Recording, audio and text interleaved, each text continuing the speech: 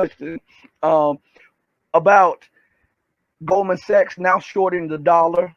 What do Yeah. you think about that? About how do you think the landscape will look after the election and leading up to the election and after? And what is your take on USA Watchdogs perspective, because they believe that Trump is actually uh, trying to save America? Those three, and I know you have something to say about all three of them, so please I answer. do.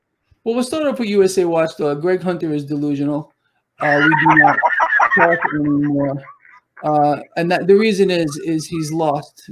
I really have to, I hate to say it, because I was very close to the man. I was at one particular time. I even reached out to him several times to try to patch it up, but the man is Oh, he's going off the deep end in a big way. Unfortunately, but that's just that. So Greg can have his theory out there. It's been proven to be 100% wrong. I mean, everyone with just one functioning brain cell can see that that's true. With regard to the dollar, in my view, it's a dying asset. I've been saying that for the longest time. It doesn't surprise me at all that a Wall Street bank is shorting the dollar here. There are many ways to be short the dollar. You could be long gold. You don't have to be, for example, betting.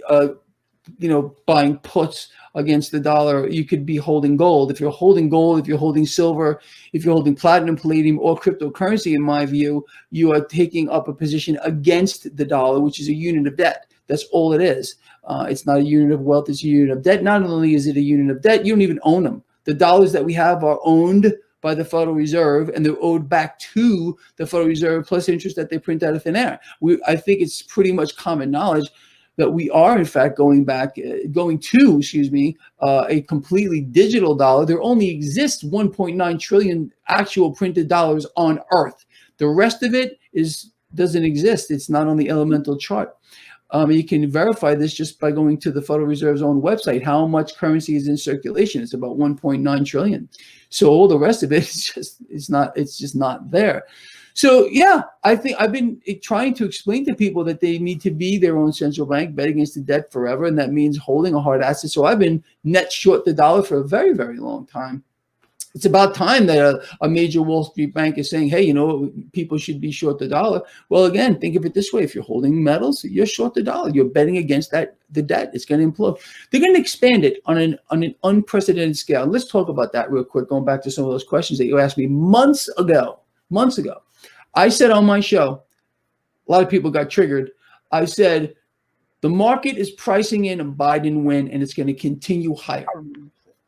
You probably heard me say that. And that's exactly what has happened. Now you got the Wall Street banks sounding just like Greg Mannarino. You see, because when people are in this game, and that's all this is this game of trading of Wall Street's a game, you see the same things. It takes some people a little bit longer. Honestly, the Wall Street banks are behind the curve. They got a hell of a lot of more money than I do, or than most people do on the planet. But anyway, that's what's been going on. The market is clearly pricing in a Biden win. And, this is a double-edged sword here in many ways. The fact of the matter is, and I've been explaining to people, why do I believe that this market is going to go much higher if Biden were to win? It's going higher either way, because the Fed is not done. The merger between the corporations and this new American government, that's not complete yet. The ballooning of the stock market, that's not done yet. The debts and deficits that are exploding, they're not done with that yet. They're going to create a critical mass at one point and then put forth a massive, and this is going to be the Federal Reserve, a massive issue that's going to affect probably every human being on this planet, and then they're going to offer a solution to it. That's how it always plays out, problem, solution, reaction, that kind of thing. But I believe no matter how we want to look at this, we're going to see much, much, much more debt moving forward. Debt is the only thing keeping the stock market propped up. That's it. There's nothing else. It doesn't matter what's happening to the American people. The middle class is dying. Look, everyone, no one can deny that right now. But meanwhile, the stock market keeps going up. Now, I think Biden will have a new paradigm of debt. We're going to see more debt be borrowed into existence than under Obama. and Trump combined if Biden pulls off a win here.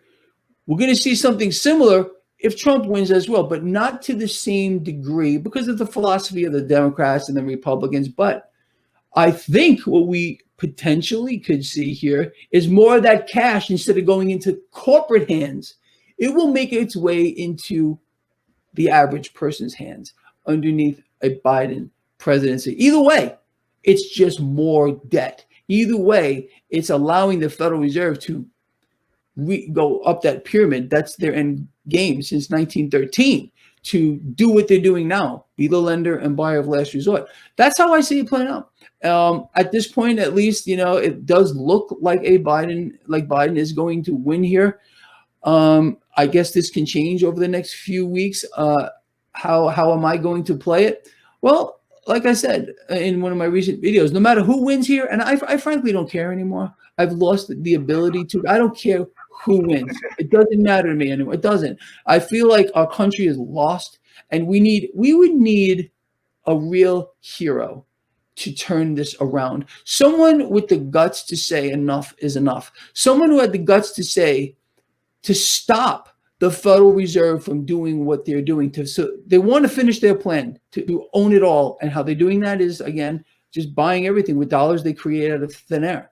And that the debt-based economic model is a curse upon mankind. We don't need a central bank. We don't need the Federal Reserve. The people, when our forefathers put this whole thing together, they did not envision a central bank. They believed that the people had the power to govern themselves in every way, meaning they didn't need a central bank. Okay, but this has all gone awry, completely off the rails, and now we have this, whatever it is, and it's merging into a oligarchy of some twisted fascist thing here. We've gone way beyond socialism. I mean, do we have a capitalistic market when we have the Federal Reserve buying the debt of Dow components? We have President Trump bailing out airlines here. We have, it's insane. This is not capitalism here. If we had a real free market, for which we don't, things would be much, much different.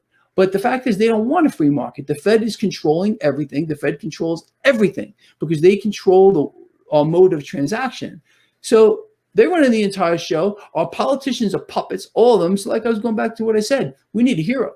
Do I think Biden is going to be that hero? I doubt it. I really do. I would love to be proven wrong here, but we need someone that's going to level with the American people. If President Trump had the guts to explain to people, we got problems. We got humongous problems. And this is what we need to fix them. He's not smart enough to do it. There's no doubt about it. The man is not very smart, in my opinion. He didn't even write The Art of the Deal. I think you know that. This was ghost ridden. If he had read The Art of War, he would be able to take this entire situation and flip it around, but he's not smart enough to do that. The man is not smart. I don't care what people say. I don't even think he's a billionaire. He owes $400 million. How could you be a billionaire if you owe $400 million? It doesn't make sense to me. And has gone bankrupt multiple times. Has gone bankrupt multiple times. I mean, you can't make this stuff up. But this is look, the reason why Trump won last time was by default. Hillary Clinton was a liar. And I think America realized that. President Trump has become a liar to the same degree. And they're sick of it. That's why Biden is moving up like this in the polls. My take on Biden, look, it's going to be another default thing too, but Biden doesn't seem as much, they all lie, but Trump, he takes the cake, man. There's nothing like it. I don't think he's able to utter a single truth other than we're in a super V recovery. Really? We're adding jobs. Really? We're all rich. Really? No, I don't think so. But people are sick of it. And that's why I think he's going to lose. I can see what you're talking about with Trump. Why do you think that he'll utter one thing and within 30 minutes, he's backtracking on what he just said and he's condemning what he just said and he's doing the opposite of what he said he wouldn't do? I've often wondered that myself. I mean, a good example of what you're saying here is when, he had the right idea. Let's talk about this stimulus deal, okay? When the president said, that's it, no more stimulus deal talks, I knew, and the market dropped. I said, nonsense. He's going to reverse. I said 72 hours. I went in and I bought that drop in the stock market because I knew the man would flip-flop. 24 hours later, oh, no. I was just kidding. No, that's not what he said. But he did reverse himself completely. He completely caved. He had Pelosi by the throat. Pelosi was probably like, oh my goodness, what am I going to do? But then he caved because he saw the market fall. All this man cares about is using the stock market as a distraction. That's why he flip-flops a lot. He'll say something. He'll look at the reaction in the market, not thinking that maybe the market will react negatively to what he says, and then he flip-flops. Oh, no. I didn't really say that. I mean, we're going to make America great again, duh. And then the stock market goes back up. To him, and he said this before, he said this, if the stock market is going up, it means we're creating jobs. Has nothing to do with that at all. I mean, this shows you the man has no idea of how an economy works. Either he's lying, he thinks people are going to buy that, and I think he does. I think the president believes that if people see a stock market moving up, they think our economy is booming. This economy has never boomed under President Trump. Never. Even when he was pushing the last lie. All you need to look at is one thing. You probably know what it is if you watch my work. The money velocity, the rate at which cash moves to the economy. We've been at historic lows. Look, the 2008 moment was when this whole thing died. It really did. It's been on life support. Throughout Obama's presidency and throughout this guy's presidency, life support. And what are they doing? What are they doing? Adding more debt, piling it on. There's going to be a moment of implosion here. Going back to what Joe Salente is trying to warn people of, and I've been warning about this for the longest time here. There's going to be a meltdown in the debt market that people are not going to believe. And when that occurs, you're going to see a lot of cash leave the debt market very rapidly. That's going to cause rates to spike very rapidly. That's going to put an enormous amount of pressure on the stock market. Everyone's going to run to the door at the same time. But the cash, what we all need to know here, is not going to go to money heaven. It's going to go into other assets. It's going to go into hard assets, in my view. We're going to see commodities skyrocket. We're going to see the cost of living skyrocket as the dollar plunges in value. That's why Goldman Sachs is bidding against the dollar. The dollar is a unit of debt. Most people don't understand that the dollar is a tradable asset, that its value actually fluctuates. Most people have no idea. Yeah, look at that. It's totally true. Anyway, look, I think, at least I would hope, that some people are waking up to the charade that we're seeing here.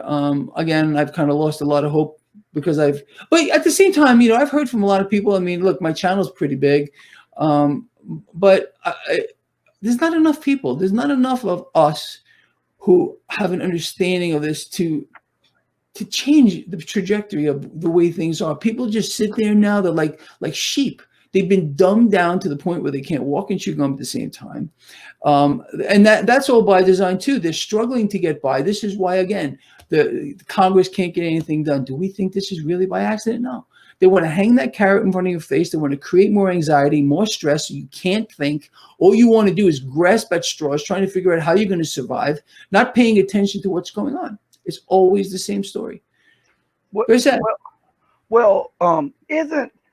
the Fed buying its own debt or the U.S. debt tantamount to the drug dealer buying and smoking his own crack? Yeah, at the same time, yeah, it could definitely be construed that way, although I don't know if I would have put it that way, but it does sound it sounds reasonable to me. So look, what they're doing, look, it's their product. You're absolutely right. I love how you put this into perspective. People don't understand that. We are existing in a system where the Federal Reserve has the power to create one thing, and that is debt. And they're using that to leverage everything. They're buying it all by design. This is what they wanted to do. And we have here a president that is blatantly playing into it, blatantly selling out America. I voted for him because he said he would stop it. I voted for him. He said he was going to rein in the Fed. I got duped, man. That's the truth. I got duped here. But again, it was by default. Hillary was a liar. Who could vote? Who could have voted for her? But I'll tell you something. Who's benefited from this? Wall Street has. Mm-hmm. I said before anyone else that the stock market would skyrocket under President Trump. People were saying, oh, the market's going to crash. I was like, why would you think the market would crash under a guy here who's all for business? All he cares about is the rich. The middle class, pooh, he'll spit on you. That's what you are. You're dog shit to him. So, okay, it was a no-brainer. Stocks were going up. That's it. Biden, maybe cares a little bit more about the middle class, a little less about these corporations here. That's what it appears as, but sometimes things are not what they appear. I still believe that the corporate agenda here, because it's all about money, it's, maybe it's even worse than that. I've actually said this, and I don't know if this is true, but I wouldn't doubt it.